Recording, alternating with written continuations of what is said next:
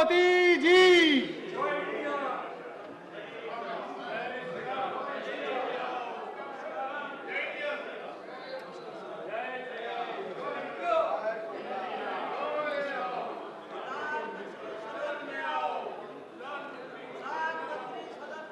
Question number 121 Shri आबिर Ranjan विश्वास। Sir question number 121 honourable minister, question number 121 honourable minister. Sir, statement is laid on the table of the House, sir. Supplementary 1। Sir, I have very two important supplementary questions, sir. But I feel much more important is Manipur to be discussed under 267. Please oblige. Question number 122 doctor Kanimozhi NVN Somu.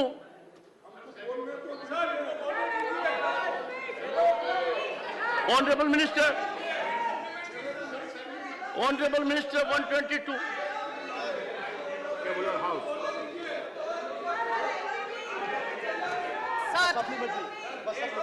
Shri Naresh Bansal supplementary.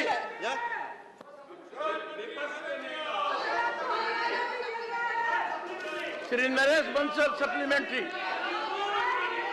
मैं माननीय मंत्री जी से जानना चाहता हूं, स्वास्थ्य मंत्री जी से, कि कुछ सरकारें आयुष्मान भारत हेल्थ और वेलनेस सेंटर को इम्प्लीमेंट न करके मोहल्ला क्लिनिक्स में उन्होंने कन्वर्ट किया है। तो जो केंद्र सरकार के साथ MOU उनका हुआ है, ये उसका वायलेशन है। माननीय मंत्री जी से मैं जानना चाहता हूं, क्या इसको सही करने के लिए सरकार कोई कदम उठा रही है? माननीय सांसद जी ने सवाल रखा है। उन्होंने कहा है कि जो PPP मोड पे चलाए जाते हैं हेल्थ केयर सर्विसेज, सर उसके लिए आदरणीय चेयरमैन सर, आपके माध्यम से मैं ये बताना चाहती हूँ कि रिस्पेक्टिव स्टेट गवर्नमेंट वो उनके सुपरविजन भी करता है और उनका मॉनिटरिंग भी करता है। और ये जो PPP मोड में जो अरेंजमेंट रहती है पब्लिक प्राइवेट पार्टनरशिप पे, इंक्लूडिंग आइडेंटिफिकेशन ऑफ सर्विसेज हो या प्राइवेट पार्टनर्स हो या टर्म्स ऑफ एंगेजमेंट या पेमेंट, ये सभी सर हमारी जो स्टेट गवर्नमेंट्स होती है उनके अंडर आता है। और वो सभी हेल्थ केयर सिस्टम को हम स्ट्रेंथन करने के लिए चलाते हैं। उसमें नॉट फॉर प्रॉफिट के माध्यम से ये चलाते हैं, कुछ NGO भी चलाते हैं, कुछ CSR एक्टिविटीज से भी चलाते हैं। तो आदरणीय सांसद महोदय को मैं ये बताना चाहती हूँ कि इसके साथ हमारे एडिशनल रिसोर्सेज जैसे पंचायत राज का भी इंस्टीट्यूशन मदद कर सकता है, अर्बन लोकल बॉडीज भी मदद कर सकती है, NGO के साथ साथ कॉर्पोरेटर सोशल रिस्पॉन्सिबिलिटी के साथ साथ हमारे जो सांसद महोदय उनके MP लैड के माध्यम से भी ये हम PPP मोड पे Ayushman Bharat health and wellness centre को मदद कर सकते हैं। धन्यवाद sir. Doctor Amar Patnaik. Number 122, sir. So my supplementary is, has the Ministry of Power received a proposal from Odisha government to amend its order dated 22nd July 2022 by a circular number to treat all renewable energy under one basket and specify only total RPO, not technology-wise RPO, because due to separate targets being stipulated for wind and hydro, which cannot be offset from other RPO procurement, the state of Odisha is forced to procure additional renewable capacity under these categories only to meet the individual wind and hydro purchase obligations. Honorable Minister. Honorable Chairperson, sir,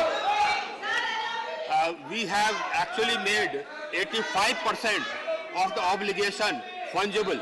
That means 85% of the obligation can be met from any renewables. It's only 15% which has been reserved for hydro and wind, because these are two technologies which are necessary for balancing and which are slightly more expensive than solar.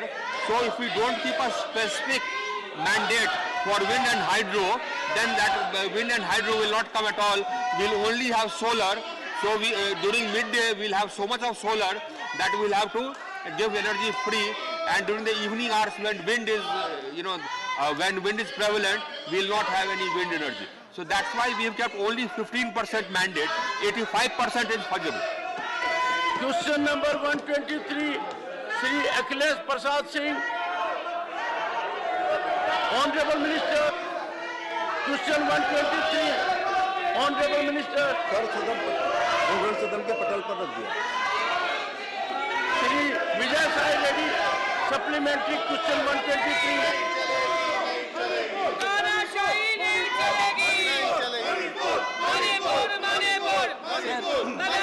Chairman sir, does the ministry acknowledge the fact that the government mechanism for HIV drugs, that is tender for full procurement of life-saving antiretroviral medicine, faced bureaucratic delays in 2014, 2017 and 2022, thus leading to shortage of drugs? So, what checks and mechanisms will the ministry implement to ensure that this does not happen in future? Honorable Minister.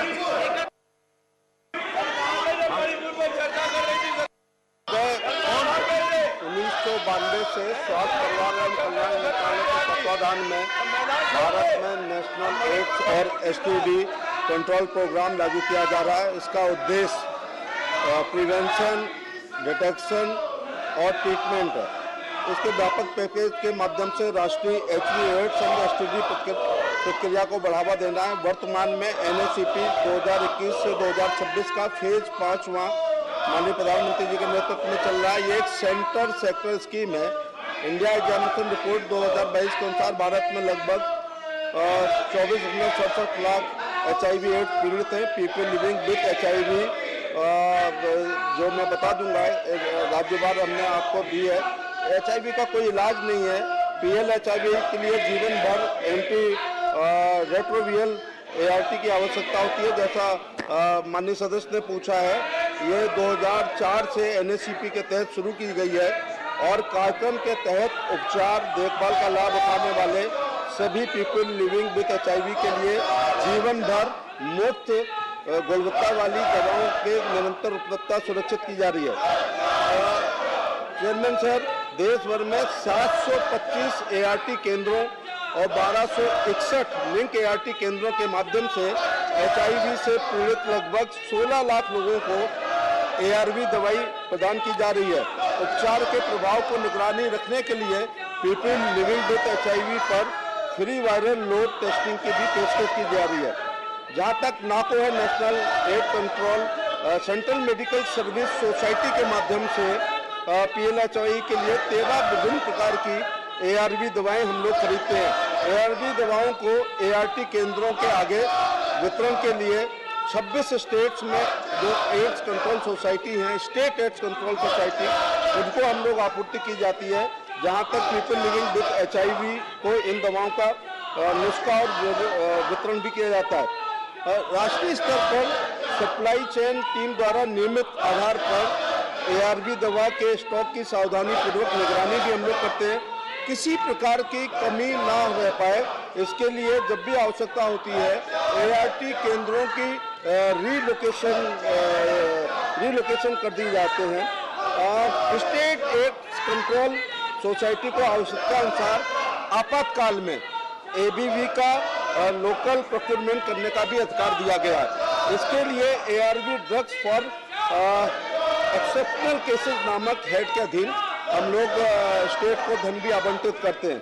जहां तक कोविड-19 महामारी के दौरान lockdown रहा था, तब भी माननीय प्रधानमंत्री जी के नेतृत्व में और हमारे गृह मंत्री डॉक्टर मनसुख मांडविया जी ने अपने प्रयासों से और संवेदनशीलता का परिचय एड्स पेशेंट के प्रति दिखाते हुए वो भी दवाई एक भी दिन के लिए बाधित नहीं हुई थी। ये सुनिश्चित किया था किसी समय स्थानीय स्तर पर भी इसकी अनुपलब्धता ना हो। मैं महोदय जो पीपल लिविंग विद HIV की देखभाल उपचार के लिए राष्ट्रीय दिशा निर्देशों के अनुसार पीपल लिविंग विद HIV के लिए ARV दवाएं विभिन्न संयोजनों में निर्धारित की जाती है। जहाँ तक डोलुटिग्रेवियर एक एंटीवायरल दवा है जिसे 2020 में national programme after the approval of the competent authority में इंट्रोड्यूस किया गया है। Remdesivir is effective against both type of HIV, HIV-1 और HIV-2। ये न्यूनतम साइड इफेक्ट वाली दवा है और एक शक्तिशाली दवा है और रोगियों को ओरल रूप से दी जाती है। कार्यक्रम के तहत HIV पॉजिटिव एडल्ट, किशोरों और बच्चों के इलाज के लिए डोलोटेग्रेवियर सबसे पसंदीदा एंटी रेट्रोवायरल दवा है। आपका बहुत सारा एंटी रेट्रोवायरल के ऊपर सवाल था। लगभग 95% मरीज डोलोटेग्रेवियर बेस्ड दवाओं पर हैं।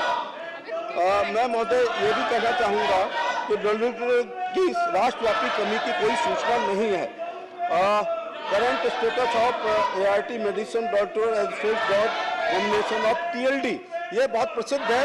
ये 3 दवाइयों का कॉम्बिनेशन है जिसमें सिंगल टैबलेट डॉल्टियर as on only 2023 include next 2 में national wide current stock status ARY का मेडिसिन। आप चाहें तो मैं आपके राज्य का भी बता सकता हूं कि वहां पर केंद्र सरकार के द्वारा, मैं राज्यवार भी बता सकता हूं महोदय। 28 अप्रैल 2023 को रखे गए इंडेंट के लिए खरीद प्रक्रिया जारी है और आपूर्ति दिसंबर 2023 से शुरू होने की उम्मीद है। The indent include dolutegravir NPD decide 11 other ARV medicine और यह मात्रा 2 वर्षों की आवश्यकता के अनुसार पर्याप्त है। इसलिए किसी भी केंद्र पर कभी भी दवा उपलब्ध नहीं है, उसकी दुगनी मात्रा में वहाँ पर प्रधानमंत्री जी के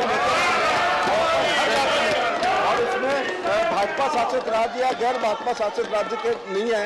सबका साथ, सबका विकास, सबका विश्वास और 2030 तक कोशिश करेंगे कि एड्स में 80% उनके मरीजों में कमी आए। Thank you mister minister. कार्यक्रम के तहत TLD की निर्बाध आपूर्ति सुनिश्चित करने के लिए 21 सितंबर 2022 से 50% अतिरिक्त खरीद का भी प्रस्ताव है।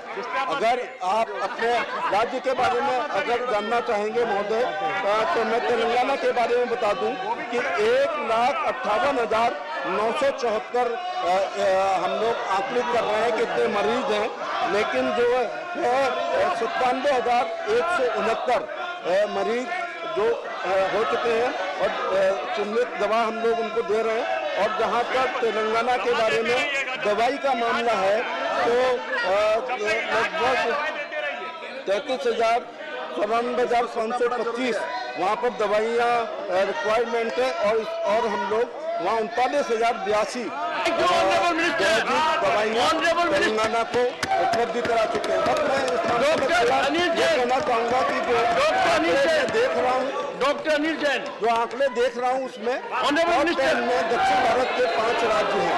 तो मैं दक्षिण भारत के राज्यों की राज्य सरकारों से भी कहना चाहूँगा कि महोदय थोड़ा इसके बारे में भारत सरकार पूरी तरह से दवाइयाँ दे रही है।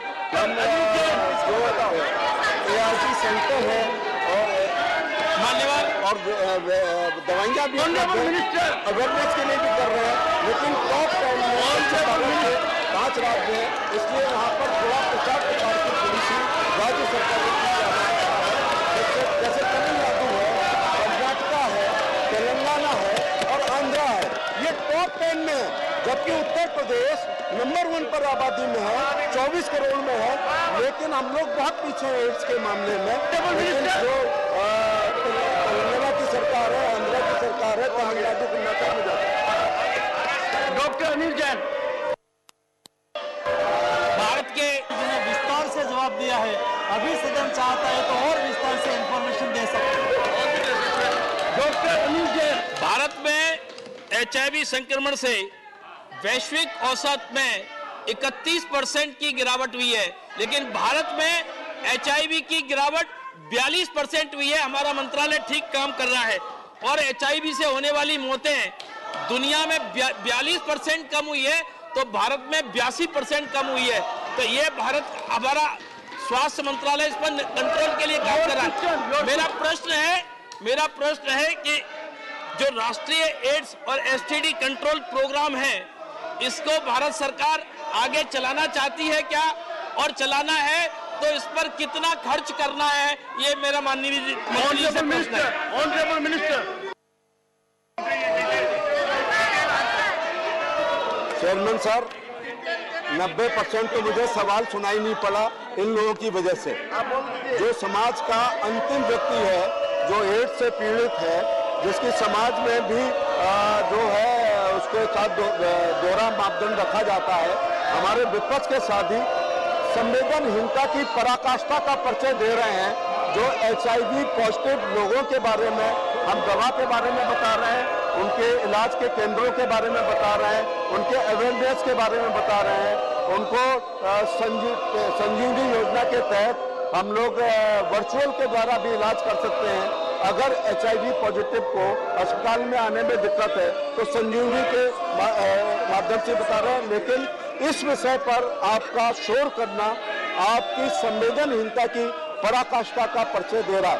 और ये मोदी सरकार की आप ये देख लीजिएगा कि ये स्वास्थ्यिक अंत्योदय है, ये हेल्थ का अंत्योदय है कि अंतिम सीढ़ी पर खड़े हुए HIV पॉजिटिव के बारे में हम बहुत कर रहे हैं, इसलिए मदद कर रहे हैं। NHM के द्वारा ये योजना चल रही है और जब 2030 का माननीय प्रधानमंत्री ने राष्ट्र के लिए ये कहा है, जैसे टीबी मुक्त भारत 2024 में करेंगे, सीकल सेल उन्मूलन माननीय प्रधानमंत्री जी ने शेड्यूल किया है, तो एड्स में कमी के लिए 2030 को टारगेट रखा है। इसलिए अगर आपने ये पूछा है कि क्या इस योजना को जारी रखेंगे, NHM अभी 2025-26 तक है, लेकिन जब तक अंतिम व्यक्ति का इलाज नहीं कर देंगे और संक्रमण को रोक नहीं देंगे, ये सरकार अपने इस कार्यक्रम को जारी रखेगी। Question number 124 Shri R Girirajan, Shri R Girirajan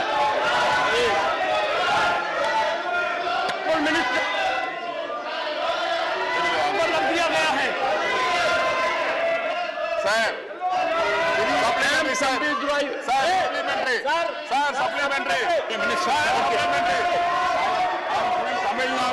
Tamil Nadu. I want to raise regarding the Neyveli thermal power plant issue. There is lot of agitations going on in Tamil Nadu. The farmers are affected because of the Neyveli project. Whether the central government come forward to solve that farmers were not to acquire that more land to expand the project. Yes, I want to know from the Honourable Minister whether he assured the farmers agitation to solve that Neyveli project, not to acquire more land from there. That is the one I want to know. Honorable Chairperson, sir, the Neyveli power plant actually is being constructed by the Neyveli Lignite Corporation, which comes under another ministry. But I'll convey the sentiment of the honorable member to the concerned ministry. Shri Rakesh Sinha. सभापति महोदय, मैं पहले भारत सरकार को इस बात की बधाई देना चाहता हूं कि पावर के क्षेत्र में इतनी क्रांतिकारी काम हुआ है।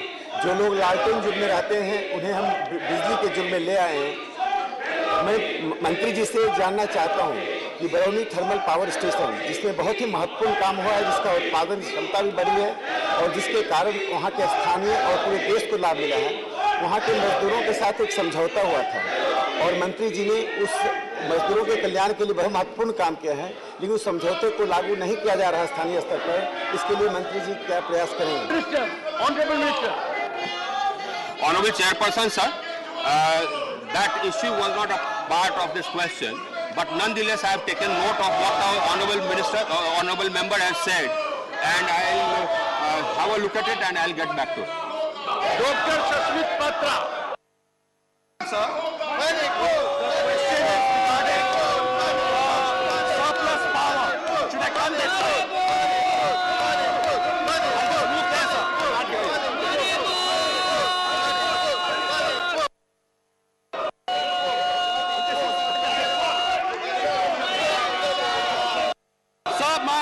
Question is to the Honourable Minister, since this question is regarding renewable energy and surplus power, whether there have been any steps taken by the ministry to engage with states like Odisha, which are producing surplus power, and to try and incentivize states like Odisha to produce more. And sir, I'll just take a very small detour to that, because we have more thermal capacity, we have more hydro capacity, and these capacities can be better utilized of trying to improve more surplus power through states like Odisha? Have there been such discussions with the state governments in doing it? Thank you, Minister. Honorable Chairperson, sir, we have built in a system for incentivizing those states which install surplus renewable energy capacity, which means renewable energy capacity beyond their mandate under the renewable purchase obligation. So any distribution company which is, or any state which establishes renewable energy capacity beyond their mandate, number one, can sell their surplus energy to the states which are having a shortfall against their RPO, and number two, against that they also get renewable energy certificates which has per unit which has a value in the exchange today of 1 rupee per unit. So that's the built-in incentive we have put into the system. Regarding the solar and wind energy for storage, are you planning any pump storages projects all over the India? That is the model now it is coming up. Tell us about something about storage projects, pump storage. Chairperson, sir, we already have about 4,000 megawatts of pump storage, and I have proposals for approval of 30,000 megawatts more, of much of which we have approved. So by 2030, I think we'll have at least 30 or 40,000 megawatts of pumped storage. Question number 125, Shri Johar Sarkar. Honorable Minister. Supplementary one. Sir, I would like to place before the chair a statement which would like to be endorsed by the finance minister, because the reply that has been... Ask your supplementary. Sir, this is the supplementary. I am putting it in writing. And and the other issue is that today Manipur is more important.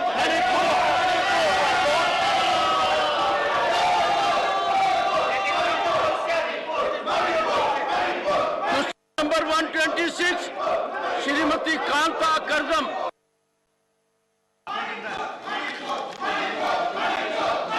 मैं माननीय मंत्री जी से पूछना चाहती हूँ कि सामुदायिक स्वास्थ्य केंद्र तथा प्राथमिक स्वास्थ्य केंद्र की विशेषकर उत्तर प्रदेश सहित राज्य संघ राज्य क्षेत्रवार वर्तमान स्थिति 126 ओके अभी नहीं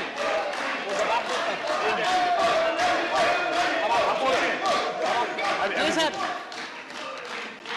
मैं माननीय मंत्री जी से पूछना चाहती हूँ कि सामुदायिक स्वास्थ्य केंद्र तथा प्राथमिक स्वास्थ्य केंद्र की विशेषकर उत्तर प्रदेश सहित राज्य संघ राज्य क्षेत्रवार वर्तमान स्थिति उपलब्ध क्या है? चेयरमैन सर, प्रधानमंत्री Ayushman Bharat health infrastructure mission यह एक ऐसा मिशन है कि जब हमने कोविड की स्थिति के बाद भविष्य में ऐसा कोई डिजास्टर पैंडेमिक आता है तो उसको निपटने के लिए सरकार को तैयारियां होना चाहिए, जैसे कि गांव-गांव तक सुविधा रहे, हॉस्पिटल की अच्छी सुविधा लोगों को मिले। इसलिए आदरणीय प्रधानमंत्री मोदी जी के नेतृत्व में ऐसी मिशन मोड में ये योजना आई, प्रधानमंत्री Ayushman Bharat health infrastructure mission. Sir, आपके माध्यम से मैं ये कहना चाहूंगी कि यह सेंट्रली स्पॉन्सर्ड स्कीम है और कुछ सेंट्रल सेक्टर कंपोनेंट भी इसमें जोड़े गए हैं। सर, इसका बजट है 64,180 करोड़। इतना बड़ा बजट आज तक हेल्थ सुविधाओं में पहले कभी नहीं दिया गया था। ये एडिशनल बजट है, NHM के अलावा ये अलग बजट है। 15 फाइनेंस के साथ साथ ये बजट हमारी हेल्थ सेक्टर को स्ट्रेंथन करने के लिए किया गया है, जिसमें हमारे सब सेंटर्स, हमारे PHC, हमारे डिस्ट्रिक्ट हॉस्पिटल्स जिसको स्ट्रेंथन किए जाएंगे। आदरणीय सांसद महोदय को मैं ये बताना चाहती हूँ कि 5 वर्ष की ये योजना है। 5 वर्ष में हम प्राइमरी लेवल पे फोकस कर रहे हैं, सेकेंडरी और टर्शरी केयर के लिए फोकस कर रहे हैं, जैसा कि करंट और फ्यूचर पैंडेमिक के साथ साथ हम डिजास्टर को मैनेज कर पाए। इसमें सुविधा के साथ साथ, डायग्नोस्टिक के साथ साथ, ट्रीटमेंट के साथ साथ नए हमारे सर्विलेंस सेक्टर को भी जोड़ा गया है, हेल्थ रिसर्च को भी जोड़ा गया है। इसके जो प्रोविजन है, ये प्रोविजन में हम कंस्ट्रक्शन कर रहे हैं 17,788 rural health and wellness centre, जो कि पहली बार इतने बड़े पैमाने पे हेल्थ एंड वेलनेस सेंटर हमारे रूरल में बनने जा रहे हैं। और दूसरा, जबकि हम अर्बन की बात करते हैं तो अर्बन में भी सपोर्ट दिया गया है 11,000 करोड़ का, जिसमें हम urban health and wellness centre बनाने वाले हैं। इसके अलावा आदरणीय सांसद महोदय ने कहा है कि हमारी उत्तर प्रदेश के लिए क्या प्रधानमंत्री आयुष्मान हेल्थ इंफ्रास्ट्रक्चर के माध्यम से कुछ सुविधा है, तो जरूर है। उत्तर प्रदेश के साथ सभी राज्यों को यह बजट दिया गया है। हमारे इस स्कीम के माध्यम से उत्तर प्रदेश को जो प्रोविजन किया है वो है 5,000 से भी ज्यादा करोड़ की राशि, और उसमें हमारे 1,670 रूरल बिल्डिंग प्लेस हमारे सब सेंटर बनेंगे। उसके बाद हमारे अर्बन सेंटर जो है वो बनेंगे 674, हमारे BPHU बनेंगे जो कि ब्लॉक लेवल पे पब्लिक हेल्थ यूनिट बनेंगे, वो है 515। हमारी हर एक लैब को स्ट्रेंथन किया जाएगा, क्योंकि लैब की आवश्यकता हमने देखी कि कोरोना काल में किस तरीके के हमें जूझना पड़ा लैब के लिए। तो ये हर एक जिले में लैब बनेगी, IPHL integrated public health lab जो उत्तर प्रदेश में बनने जा रही है 75, और उसके साथ ही क्रिटिकल केयर हॉस्पिटल ब्लॉक्स जो कि उत्तर प्रदेश में बनेंगे 62। ये 100 बेड पे भी है और 50 बेड के भी है। 100 बेड के राशि आवंटित की गई है 44 करोड़ और 50 बेड के लिए की गई है 23 करोड़। इसके अलावा आपके माध्यम से माननीय चेयरमैन सर, इसको चलाने के लिए मैन पावर के लिए भी एक्स्ट्रा बजट दिया गया है, जो 7 करोड़ 100 बेड के लिए होगा, 4 करोड़ 50 बेड के लिए होगा। ये एक डिस्ट्रिक्ट हॉस्पिटल के साथ साथ हमारी जो गवर्नमेंट मेडिकल कॉलेज है उनको भी हम स्ट्रेंथन करने जा रहे हैं। मुझे लगता है ये स्कीम से गांव-गांव तक बहुत ही अच्छी सुविधा मिलेगी, और इसके साथ ही हम टेली कंसल्टेशन को भी बढ़ावा दे रहे हैं, जो कि टेली कंसल्टेशन की संख्या बढ़कर आज सेकंड सप्लीमेंट्री। जी धन्यवाद सर। मैं आपके माध्यम से पूछना चाहती हूँ कि कितने HWC बनाए गए हैं अर्बन और रूरल में। ऑनरेबल मिनिस्टर सर, आदरणीय सांसद महोदय ने जैसा पूछा था, मैंने पहले भी बोला है उसमें कि रूरल हेल्थ वेलनेस सेंटर बने हैं 17,788, और जो हमारे अर्बन है वो बने हैं लगभग 11,000 करोड़ से ज़्यादा। तो ये सबसे बड़ी उपलब्धि है कि जिसके माध्यम से हमारे हेल्थ एंड वेलनेस सेंटर बनने जा रहे हैं, जो एक गांव-गांव की लेवल तक स्ट्रेंथन करेंगे।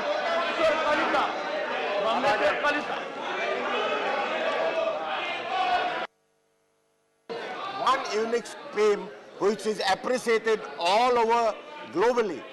Sir, the question is of implementation of PM Abhim, under which wellness centers, multi-speciality hospitals and medical colleges in every district is being built. My question to the Honorable Minister will be that whether those district hospitals will be upgraded to multi-speciality hospital along with nursing college and medical college.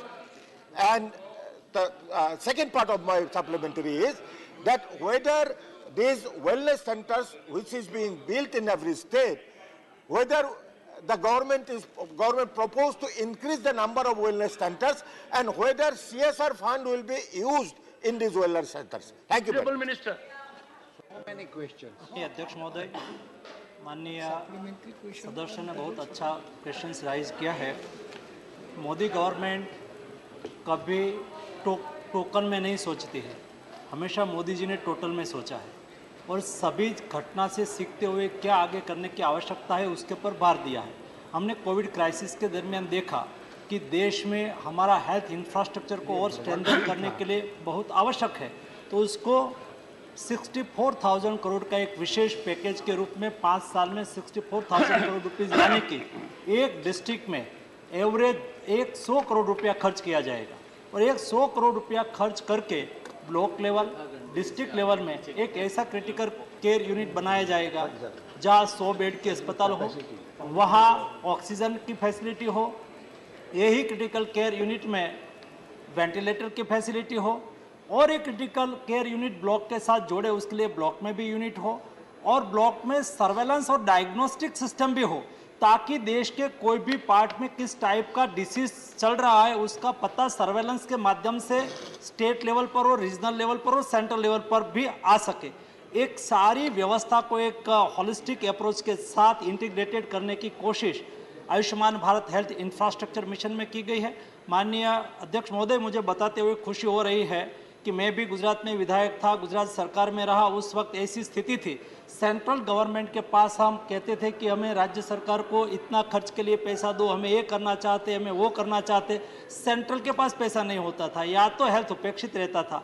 लेकिन Modi government में स्थिति बदली है। अब भी मैं प्रति 3 महीने में राज्य सरकार के साथ मीटिंग करके कहता हूँ कि बजट हमारे पास एक्सेस है, आप बजट का उपयोग करो, आप खर्च बढ़ाओ। खर्च करने के लिए राज्य सरकार को हमें कहना पड़ रहा है इतना खर्च not only for health sector but all infrastructure development sector में भी हो रहा है। इस दृष्टि से आने वाले दिनों में देश का हेल्थ इंफ्रास्ट्रक्चर मजबूत हो, देश में हेल्थ में सर्वेलेंस सिस्टम मजबूत हो और हेल्थ मैन पावर के लिए भी माननीय अध्यक्ष महोदय आज हेल्थ एंड वेलनेस सेंटर चलता है, वहाँ मैन पावर की आवश्यकता होती है, उसके लिए भी हम आर्थिक सहयोग कर रहे हैं। डिस्ट्रिक्ट हॉस्पिटल के लिए हम आर्थिक सहयोग कर रहे हैं, उसको इक्विपमेंट खरीदना है, भारत सरकार आर्थिक सहयोग कर रही है ताकि स्टेट को कोई कमी ना रहे और देश के लास्ट व्यक्ति तक हेल्थ एक्सेस हो और हेल्थ एफोर्डेबल हो, उसके लिए प्रयास किया जा रहा है। Shri G K. Vasan. Happy to say that the health ministry in our country stands one of the topmost in the world, sir. We have proved it at the time of COVID-19, catering the needs for crores and crores of people. A country with 140 crore people, sir, the government of India has given confidence to the people and we have saved lakhs and lakhs of people from the deathbed, sir. My pointed question to the Honorable Minister is, sir, PHC, primary health centers, are very important in this particular infrastructure mission under the Prime Minister's name to cater the needs of lakhs and lakhs of poor people. I would like to kindly ask the Minister, this particular mission should reach the last hamlet of village in our country, in which the least poor people should be helped, which is the need today and which is the wish of our Prime Minister. What is our health ministry system in this to reach the poor people in the village? Honorable Minister. माननीय अध्यक्ष महोदय, माननीय सदस्य ने जो विषय रखा है बहुत महत्वपूर्ण है कि हेल्थ एक्सेसिबल होनी चाहिए। लास्ट पैदाने पर खड़े हुए व्यक्ति और परिवार के यहाँ हेल्थ फैसिलिटी कैसे पहुँचे, उसके लिए हमने बहुत रोबस्ट व्यवस्था की है। आज देश में 1,57,000 से अधिक हेल्थ एंड वेलनेस सेंटर बनाया गया है। हेल्थ एंड वेलनेस सेंटर पर कम्युनिटी हेल्थ ऑफिसर एक बीएससी नर्स कक्षा की हमारी जो कम्युनिटी ऑफिसर्स है उसको ट्रेनिंग दी गई है ताकि वहां आने वाले सभी लोगों को हेल्थ ट्रीटमेंट मिले। माननीय अध्यक्ष महोदय, मैं आपके माध्यम से सदन को और देश को बताना चाहता हूं कि हमने 1,57,000 हेल्थ एंड वेलनेस सेंटर को डिस्ट्रिक्ट हॉस्पिटल के साथ जोड़ दिया और डिस्ट्रिक्ट मेडिकल कॉलेज या तो डिस्ट्रिक्ट हॉस्पिटल आज हब बन चुकी है और हमारे 1,57,000 हेल्थ एंड वेलनेस सेंटर आज स्पोक बन चुके हैं। Health and wellness centre hub of spoke के माध्यम से टेली कंसल्टेशन के द्वारा हमारे गरीब मरीजों को सुविधाएं पहुंचा रहा है। माननीय अध्यक्ष महोदय, मैं आपके माध्यम से बताना चाहूँगा, मैं एक बार हमारे कैंसर के इंस्टीट्यूट बनी है झज्जर में, वहाँ जा रहा था और हरियाणा में से पास हो रहा था। रास्ता में एक हेल्थ एंड वेलनेस सेंटर लिखा हुआ बोर्ड देखा, मैंने गाड़ी रोकी, गाड़ी रोक के मैं वहाँ चला गया। उसको पता नहीं था कि मंत्री जी यहाँ आए हैं, मैंने कोई कार्यक्रम भी नहीं दिया था। मैं हेल्थ एंड वेलनेस सेंटर में गया, मुझे खुशी हुई, वहाँ एक कम्युनिटी हेल्थ ऑफिसर, उसके बगल में गांव का गरीब पेशेंट बैठा था और गांव के गरीब पेशेंट और टेली कंसल्टेशन के माध्यम से पीजीआई चंडीगढ़ के सुपर स्पेशलिस्ट डॉक्टर के साथ जुड़ गए थे और उसको पता नहीं था, मैं पीछे खड़ा था। वो पहले कम्युनिटी हेल्थ ऑफिसर से दोनों डॉक्टर बात कर रहे थे, उसके बाद सुपर स्पेशलिस्ट डॉक्टर को लगा कि मुझे पेशेंट से भी बात करनी है, तो उन्होंने कहा कि पेशेंट की ओर आप मुड़ो, तो उन्होंने कंप्यूटर को थोड़ा साइड किया और पेशेंट भी जुड़ गया। Super specialist doctor PGI Chandigarh के गांव के गरीब पेशेंट को पूछ रहा था आपको कब पेन हुआ, क्या हुआ, कैसे हुआ, और उसके बाद अंत में सुपर स्पेशलिस्ट डॉक्टर ने कहा कि उसको इस टाइप की मेडिसिन लिख दो, 1 सप्ताह के बाद फिर जुड़ जाए। माननीय अध्यक्ष महोदय, कितना बड़ा परिवर्तन है। डेली 3 लाख से अधिक ऐसे टेली कंसल्टेशन हो रहा है, 900 रुपीज प्रति व्यक्ति बचत हो रही है। आज तक 14 करोड़ टेली कंसल्टेशन हो चुका है। माननीय अध्यक्ष महोदय, ये प्रतिबद्धता प्रधानमंत्री जी की है। केवल भाषण से और नारा दे के यहाँ से वॉकआउट कर जाने से देश का भला नहीं होगा। गरीब व्यक्ति का तब भला होता है, उसके लिए प्रतिबद्धता से काम किया जाता है, जो प्रधानमंत्री जी आज कर रहे हैं। गरीब लोग, माननीय अध्यक्ष महोदय, कोई गरीब व्यक्ति को हॉस्पिटल जाना होता है गांव से, उसके जेब में पैसा नहीं होता है, वो मजदूरी करते होते हैं। मजदूरी करने वाले व्यक्ति को एक दिन की कमाई भी जाती है, अस्पताल जाना है तो उसके जेब में पैसा नहीं होता है, तो कोई किसी के घर पे जाके पैसा लेना पड़ता है, फिर अस्पताल जाते हैं। जब पेशेंट जाते हैं तो उसके साथ और एक व्यक्ति को भी जाना पड़ता है, और दूसरी व्यक्ति उसकी परिवार की जाती है तो उसकी भी कमाई उस दिन की जाती है। इस संवेदना को मोदी जी ने समझा है, और उसको देखते हुए हेल्थ एंड वेलनेस सेंटर की परियोजना चल रही है। Honorable members, I have received number of supplementaries that indicates our great involvement with health. Pehla Sukh Nirogi Kaya. I am personally aware that Honorable Minister has been to prestigious institutions incognito. I am happy to note he went to Wellness Center also in that time. Earlier also, be it power sector or otherwise, there has been comprehensive response to the questions. Very, very effective and forward-looking.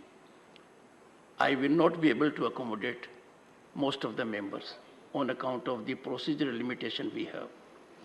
But the interest generated is a great tribute to public interest and the man in the last row, Shri Sujit Kumar, supplementary. Sir, ये बहुत खुशी की बात है कि हमारी health and wellness centres में tele consultation की सुविधा उपलब्ध है। सर, मैं माननीय मंत्री जी से ये जानना चाहता हूँ कि ये जो हेल्थ एंड वेलनेस सेंटर्स हैं, इसमें क्या क्या स्क्रीनिंग एंड डायग्नोस्टिक्स टेस्ट उपलब्ध हैं, और अभी तक देश भर में कितने स्क्रीनिंग हो चुके हैं? Honourable minister. माननीय अध्यक्ष महोदय, हेल्थ एंड वेलनेस सेंटर पर 12 टाइप की स्क्रीनिंग आज उपलब्ध है। कोई गरीब परिवार के मेंबर वहाँ गया तो उसको कैंसर का स्क्रीनिंग भी, ब्रेस्ट कैंसर हो, ओरल कैंसर हो, सर्वाइकल कैंसर हो, उसका स्क्रीनिंग उसको वहाँ ही हो जाता है।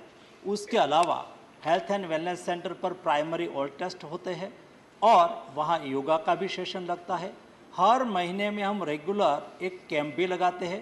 कैंप के द्वारा कोई टीबी के मरीज आए, कोई अदर डिसीज़ के मरीज आए, उसका भी वहाँ स्क्रीनिंग किया जाता है, ताकि प्राइमरी 4, 5, 6 हज़ार पॉपुलेशन पर एक हेल्थ एंड वेलनेस सेंटर है। यानी कि 2-3 गांव, छोटे छोटे कस्बे होते हैं, तो उसके नज़दीक 2-3 किलोमीटर में हेल्थ एंड वेलनेस सेंटर के द्वारा उसको चिकित्सा ट्रीटमेंट उपलब्ध हो जाती है। कई अवेयरनेस के कार्यक्रम भी हम हेल्थ एंड वेलनेस सेंटर के द्वारा चला रहे हैं, ताकि लोगों को हेल्थ और एक्सेसिबल हो और सभी मरीज को ट्रीटमेंट की अपॉर्चुनिटी मिले। Question number 127, Shri Dheeraj Prasad Sahu. Not present. Honorable Minister. The reply is laid on the table of the House.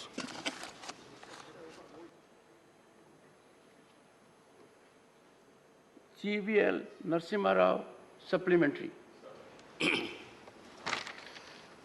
Sir, first of all, I'd like to compliment the Honorable Prime Minister and the Minister for reforms in the power sector and for a big boost to the renewable sector.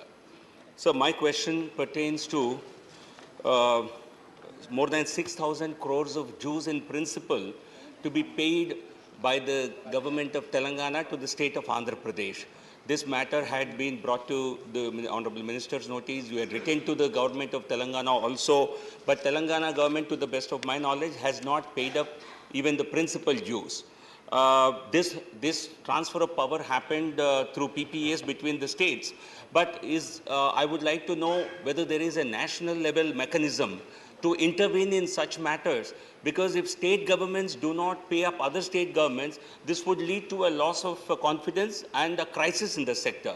Is there currently a mechanism like this, or do such problems have to be resolved only through the courts, as the government of Andhra Pradesh has done so far?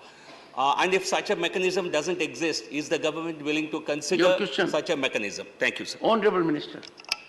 Honorable Chairperson, sir.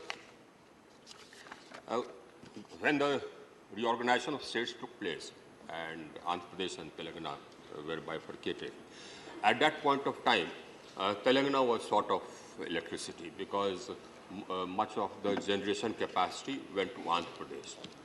Now, the Reorganization Act had provisions that when such a situation arises, the central government can give directions to one state to supply electricity to the other state, which was formerly a part of the joint state. So we gave a direction that electricity may be supplied from Andhra Pradesh to Telangana, and accordingly electricity was supplied by Andhra Pradesh to Telangana. Now, for some period, that payment was made, their payment for the electricity supplied was made, thereafter the payments for electricity supplied stopped. Now, the state government of Andhra Pradesh brought this to our notice. Now, the Act also has provisions for taking corrective action in case the payment is not made or whatever corrective action is necessary. The Act has provisions for that. So the Ministry of Power gave direction to the government of Telangana that you must pay. The government of Telangana went to the court. The court gave a stay. Thereafter, that stay expired. So thereafter, again, we said the Telangana government must pay, but the Telangana government has not paid. Thereafter, we consulted the Ministry of Law. There is a provision under the Act that the central government can enforce its directions.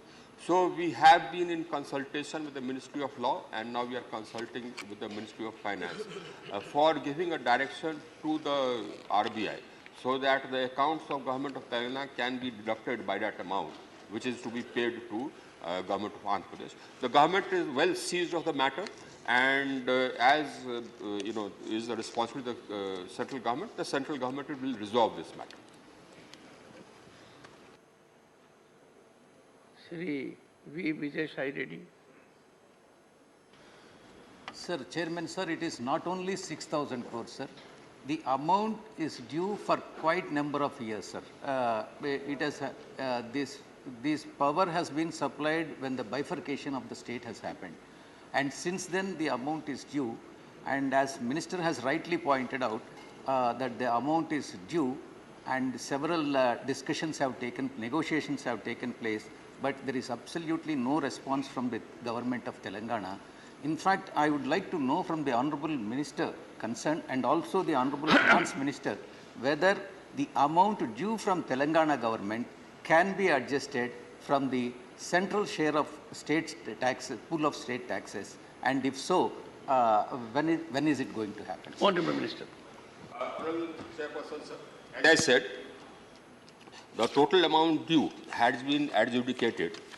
The Ministry of Power, at the level of the Secretary Power, heard the officers, representatives of both the states, and then came to a finding about the quantum of money to be paid by the government of Telangana, state government of Telangana, to the state government of Andhra Pradesh for the power supplied by the state of Andhra Pradesh to the state of Telangana on the directions of the central government. So that amount has been adjudicated, it's clear. That includes late payments such as also. So it's not exactly 6,000 crores, it's 6,000 some odd crores, I don't remember the figure. It is not a part of the question in any case. It's not related to the question, but nonetheless, since I know, I'm answering. So that amount has been determined. As to the methodology for implementing the central government orders as prescribed under the law, we are in consultation with the Ministry of Law and the Ministry of Finance, and we'll take a decision accordingly. Question number 128, Shri Raghav Chadha, absent. Honorable Minister. Honorable Chairman, sir, answer is laid on the table of those. Question number 129, Shri Shakti Singh Goyal. 2, Shri Brajlal. Sir, 32. Question 132. Sir, मुझे. Sir, say 132. हाँ. Honorable Minister. 132. सभापति जी, जाओ सभा पटल पर रखा गया. कुछ supplementary one. सर मुझे क्वेश्चन मालूम नहीं था आज, मैं उसको पढ़कर नहीं आया इसलिए मैं अगर बता दिया जाए तो मैं क्वेश्चन पूछ। Sir, all your life in police, नहीं sir, you devoted to vigilance all around. Sir नया तरीका चेंज श्री मिथिलेश कुमार सप्लीमेंट्री। श्री मिथिलेश कुमार। सभापति महोदय जी, पॉइंटेड क्वेश्चन। हाँ, सभापति महोदय जी, आपके माध्यम से माननीय ऊर्जा मंत्री जी से मैं जानना चाहता हूं कि उत्तर प्रदेश में जनपद शाहजहांपुर में एक रौजा थर्मल पावर स्थापित है। उसके द्वारा लगातार क्षेत्र में प्रदूषण फैलाया गया है। क्या उस प्रदूषण रोकने का कोई काम करेंगे? और वहाँ पर एक योजना है भारत सरकार की, माननीय प्रधानमंत्री जी के नेतृत्व में चलती है कि जहाँ पर थर्मल पावर लगा है वहाँ पर 5 किलोमीटर के दायरे में 24 घंटे बिजली दी जाएगी। जबकि अब शाहजहांपुर नगर पालिका से नगर निगम बन गया है तो वहाँ पर तमाम उद्योग लग रहे हैं, नए नए बाहर के लोग आ रहे हैं, बिजली की ज़रूरत होती है, रात दिन बिजली की कटौती होती है। क्या रौजा थर्मल पावर को निर्देश देंगे कि इस योजना के तहत शाहजहांपुर को 5 घंटे की 5 किलोमीटर के दायरे के अंदर लाके 24 घंटे बिजली देने का काम करेंगे? Honourable minister. Honorable Chairperson, sir, the question is regarding renewable energy, and the supplementary is regarding the Ministry of Power. It doesn't matter. The point is that any thermal power plant or any plant for that matter can only function if it clears the environmental standards. So there is no thermal power plant functioning which does not meet the environmental standards. So the power plant at Mauda also meets the environmental standards. In addition to that, we have decided in consultation with the Ministry of Environment and Forests to fit extra equipment to further reduce the flue gases. So that's called an FGD. So we are implementing that FGD program, under which we are installing equipment to further reduce the whatever the flue gases emanate. But Mauda, like every other plant, meets the environmental standards. As far as the supply of electricity is concerned, Honorable Chairperson, sir, we have reformed the power sector and we have put in so much capacity that actually now we have more capacity than the demand. And I would like to inform the House that the shortage is gone. I mean, there is no shortage at all. If any disruption happens anywhere, it would be for local reasons. Because we have sufficient electricity. Any state wants more electricity, we can give more electricity. If the local distribution system is a problem, that's the responsibility of the state government. Even to strengthen the distribution systems, under Deen Dayal Gram Yojana, IPDS and Saubhagya, we approved schemes of 2,10,000 crores for all the states. And we gave them money and we got the schemes implemented. We constructed almost 2,980 new substations, upgraded almost 4,000 substations, added 8.5 lakh circuit kilometers of HT lines and LT lines, gave funds and got installed about 7.5 lakh transformers. We separated agriculture feeders to the extent of almost 120,000 circuit kilometers. So we've reformed the distribution system, and now the availability of power is almost 100%. If there is a 0.1% shortage somewhere, it's because of local fault, so the state government will need to look into that. If any sort of local constraint still remains in any distribution system of any state, we provided for funds under the RDSS, and we have sanctioned funds also to Uttar Pradesh under the RDSS, so they can set their distribution system right. But as far as the availability of power is concerned, I mean that availability of power is 100%. More power is required, we'll give more power, and in fact, we monitor the availability of power and the supplies. Apart from 3 states in which we notice some disruptions, in every other state it's 100%. That means whatever is the demand, that demand is being met 100%. So that I have taken note of. I'll draw the attention of the state government to that place, Mauda, and ask them as to why there is disruption. That any local fault they can sort of repair with the money we are giving under the RDSS. Honorable Member Kanta Kardam, supplementary. धन्यवाद sir. Sir, मैं आपके माध्यम से पूछना चाहती हूँ माननीय मंत्री जी से कि ऊर्जा मंत्री जी, जानना चाहती हूँ कि क्या सरकार उत्तर प्रदेश में नए सौर ऊर्जा इकाई लगाने पर विचार कर रही है? यदि तो क्या उत्तर प्रदेश में कितने सौर ऊर्जा लगाने अब तक लगाए गए हैं? Honourable minister.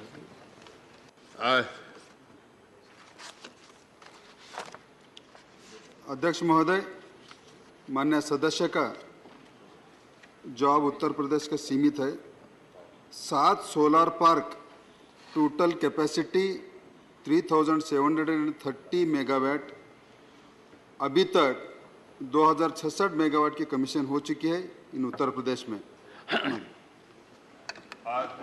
Mr. Chairman, sir. The system is that for every state, we lay down under the renewable purchase obligations, which is mandatory, a certain percentage of renewable energy which they have to consume as a part of the total consumption of electricity. So for 23-24, that percentage happens to be about 24.5%. Now, if any state falls short, there is a penalty. Otherwise, they have to buy renewable energy certificates. So Uttar Pradesh is short. That means they have not procured enough as much renewable energy as they should have procured. The system is that we conduct bids, we tie up capacities, and the states have to procure from that capacity. Now, that is not happening in many states. I think Uttar Pradesh is one of them which is falling short of the RPO. Now, that the penalties for not meeting the RPO have become more stringent. So, my advice to all the states is that they must comply with the RPO. We have made a pledge under our NDCs before the conference of parties under UNFCCC that by 2030 we'll have 50% of our capacity coming from non-fossil fuel sources. As a country, we have, we are ahead of the target. We had pledged that by 2030 we'll have 40% coming from non-fossil fuel sources. We achieved that 9 years in advance in 2021.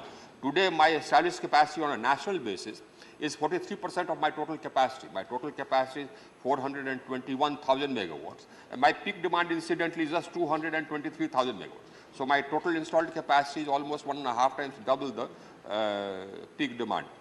And the total installed capacity of non-fossil fuel sources is 43.5%. That means almost about 190,000 megawatts is already there. I have another 88,000 megawatts under installation. So that adds up to almost 270,000 megawatts. So as a country, we are well ahead of the target which we had set for ourselves. But particular states are lagging behind. So those states will need to add more renewable energy capacity. Honorable Minister, because of your outstanding performance, I faced a very tough challenge. 2 dealers from my area, they deal in generating sets, and they said, we are getting out of market.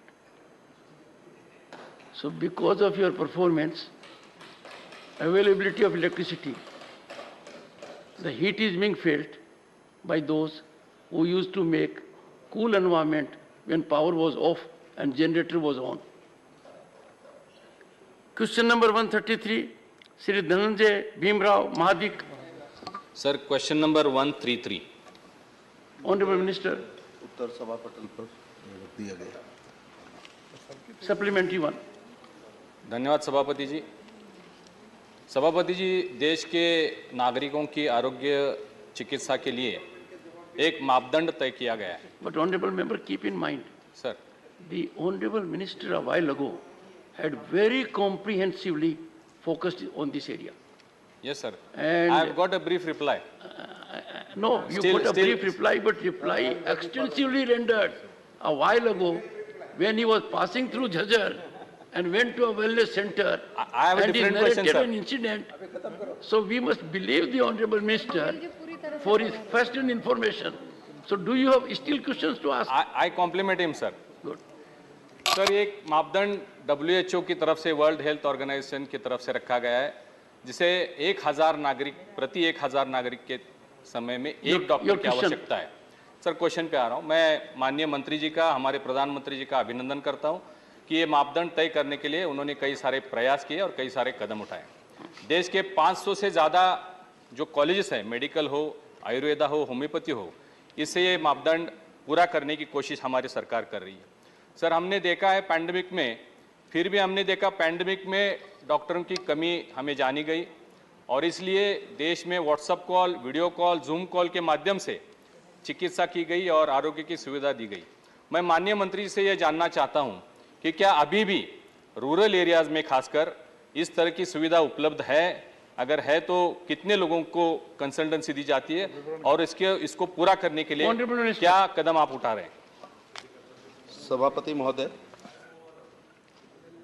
मैं माननीय प्रधानमंत्री जी के प्रति देश के गरीब लोगों की तरफ से और ख़ासतौर से गांव के लोगों की तरफ से माननीय स्वास्थ्य मंत्री जी का आभार प्रकट करना चाहूँगा कि जब विश्व और भारत पैंडेमिक दौर से गुजर रहा था, जब बेटा बाप को खाना सरका के दे रहा था, उस समय एक ऐसी पोजीशन हुई थी कि लगा लोगों को कि हम जाएंगे तो कहीं हम अफेक्टेड ना हो जाएं।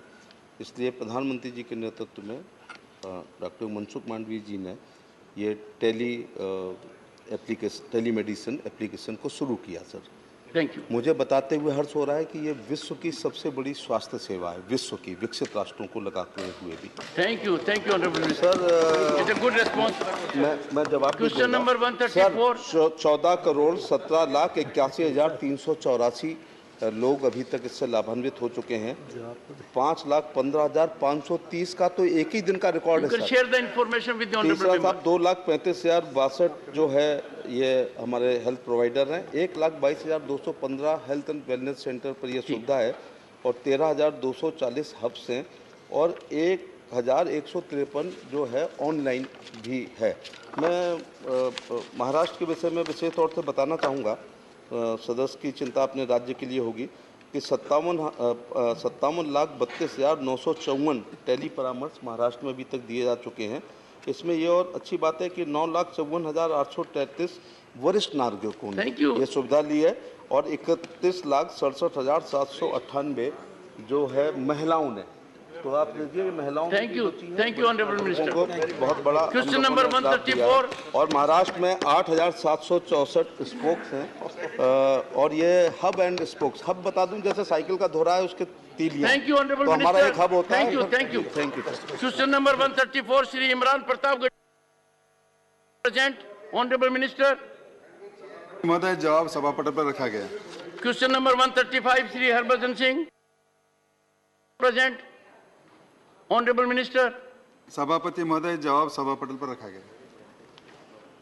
Honourable members, question hour is the heart of parliamentary democracy. It allows the person asking the question a rare opportunity to generate information, accountability of the executive. It has been most unfortunate that some of the members who asked the question, they were lucky in the ballot, starred questions were listed, and they failed to avail the opportunity of asking the question. They need to reflect and introspect whether such an approach is justice to their duty. Do they regard public welfare the way they should? Having taken oath of the Constitution, if we fail to live up to the aspirations and expectations of the people, we are not in the right frame of performance of our duties. Sri Dheeraj Prasad Sahu, he asked a question, important one, was not present. Sri Raghav Chadha was not present. Sri Shakti Singh Gohil was not present. Dr. V. Shivdasan was not present. Sri Imran Pratapgadi was not present. Sri Harbhajan Singh was not present. That being the situation, it is time for us to think, converge on a point of view, show our commitment with directional approach so that we perform well. This was a day, I can tell you, honorable members, the response of the honorable ministers was very exhaustive. And the supplementaries that were asked were very searching. And they gave a lot of input also to the honorable ministers and the government.